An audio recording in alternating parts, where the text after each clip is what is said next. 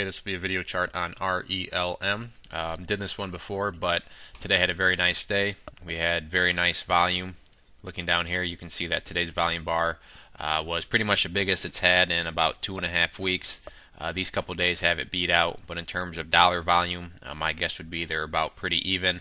Because yes, these days did have more volume, but if you look at the price the shares traded at compared to today, I think dollar wise, maybe it was even more than this. So quite possibly the most dollar volume it's had in over a month and a half. But the important part today that happened was we had, like I mentioned already, the good volume, but we also had a good price reaction with it.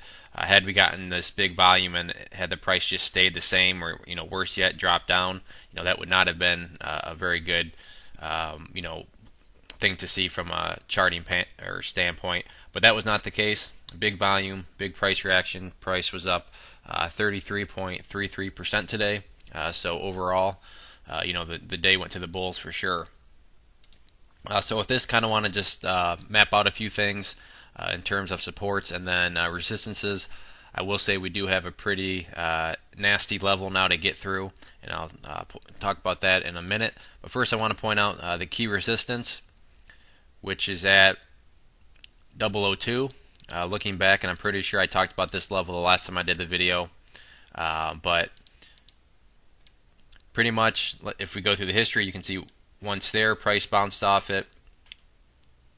Price tried to make another run, got rejected by it, and then today when the price did finally get through it, you can see the move it made.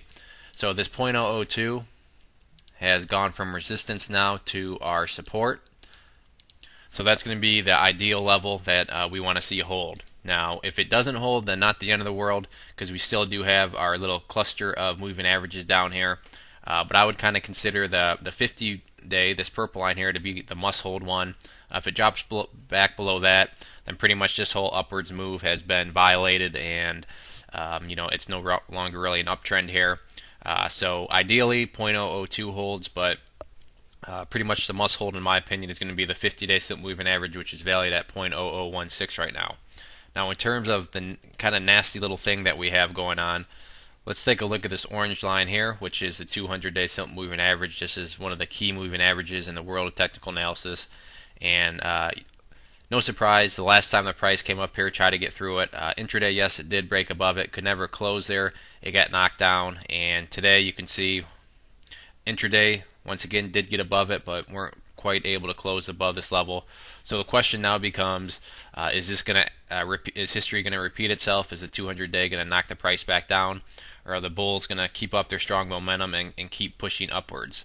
Now, if it does get rejected and it pulls back, there would be absolutely nothing wrong with pulling back, putting in some higher lows, bouncing around here, and then making another push through it here. That would look perfectly fine, and that wouldn't be a bad thing at all. And really, it wouldn't surprise me if something like that would happen.